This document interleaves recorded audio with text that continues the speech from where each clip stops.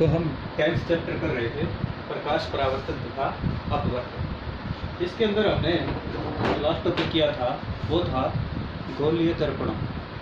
गोलीय दर्पण दो प्रकार के होते हैं, उत्तल दर्पण और अवतल दर्पण। उनके द्वारा हमने सीखा था कि किस प्रकार से इस बिंदु को किस नाम से हम जानते हैं, कौन कौन से पॉइंट हैं जो आगे चल के इस चैप्टर के अंदर आपके यूज में होंगे।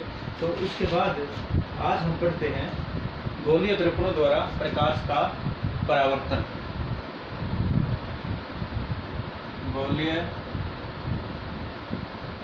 दर्पणों द्वारा प्रकाश का परावर्तन। कि गोलीय दर्पणों के द्वारा प्रकाश का परावर्तन किस तरह से होता है। नंबर 1,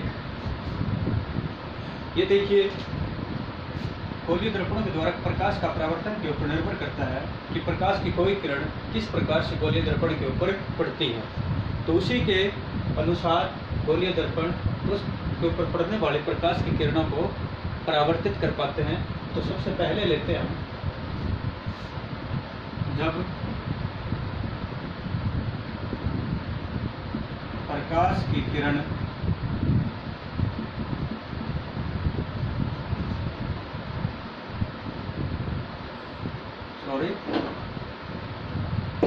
प्रकाश की किरण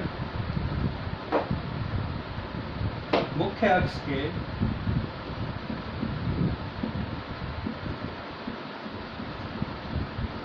समांतर होकर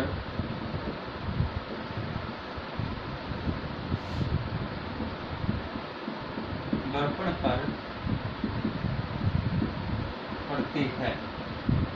देखिए, जब प्रकाश की किरण है मुख्य अक्ष के समांतर होकर आती है और दर्पण के ऊपर पड़ती है, तो तब किस प्रकार से गोलीय दर्पणों के द्वारा उसका परावर्तन होता है। दोनों दर्पणों के साथ साथ करेंगे हम। तो देखिए, देखते हैं सबसे पहले अवतल दर्पण। ये इसका ध्रुव है, ये इसका फोकस है, ये इसका वक्रता केंद्र C है। इसी प्रकार से इधर उत्तल दर्पण, ये फोकस इसका, ये वक्रता केंद्र है, ये मुख्य अक्ष। ये लाइन क्या होगी? मुख्य अक्ष। दिस इज द मुख्य अक्ष। तो मुख्य अक्ष के समांतर होकर इस तरह से मुख्य अक्ष के समांतर कोई प्रकाश की किरण अगर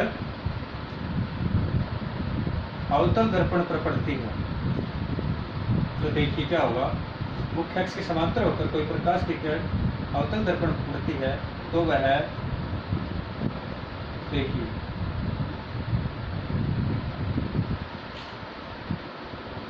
परावर्तन के पश्चात इस प्रकार से फोकस से गुजरेगी, मुख्य फोकस से होकर गुजरती।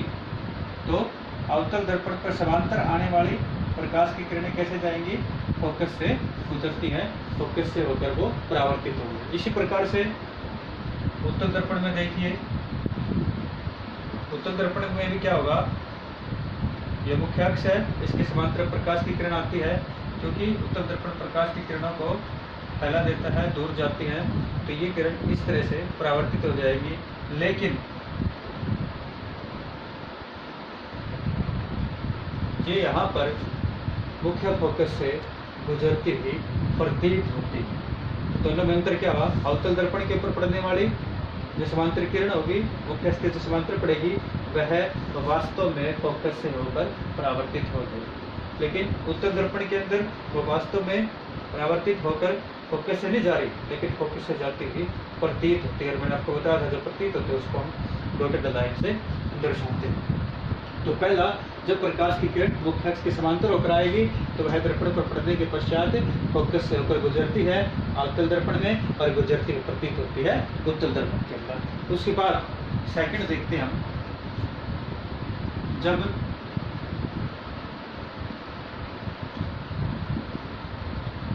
मुख्य फोकस से होकर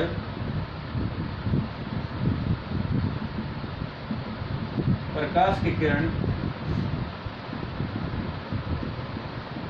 दर्पण पर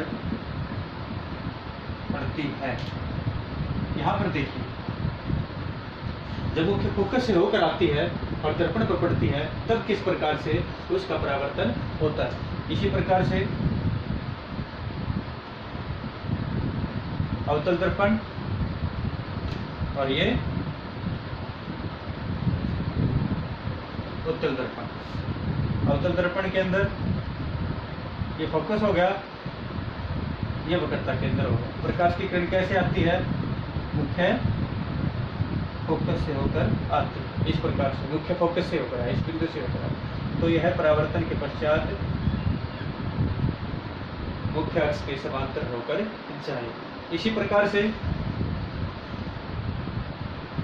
ये दर्पण का ध्रुव, ये उत्तल दर्पण है, जिसका फोकस है ये वक्रता केंद्र है। यहाँ से क्योंकि ये दर्पण के पीछे वाला भाग है, तो यहाँ पर प्रकाश की किरण इसकी सीध में आती है इस प्रकार से। तो सीध में आने वाली प्रकाश की किरण कैसे जाएगी? ये मुख्य अक्ष के समांतर होकर जाती है। तो ये था, देखिए पहले में क्या है, समांतर आने वाली फोकस से गुजरेगी, और अगर फोकस से होकर आ रही है तो वो समांतर होकर जाएगी। तो दोनों एक दूसरे के उल्टे हैं। तो फर्स्ट केस देखा हमने, प्रकाश की किरण अगर मुख्य अक्ष के समांतर होकर आती है तो वह परावर्तन के पश्चात फोकस से गुजरती है अवतल दर्पण में, और गुजरती हुई प्रतीत होती है उत्तल दर्पण के अंदर। जबकि अगर मुख्य फोकस से होकर आती है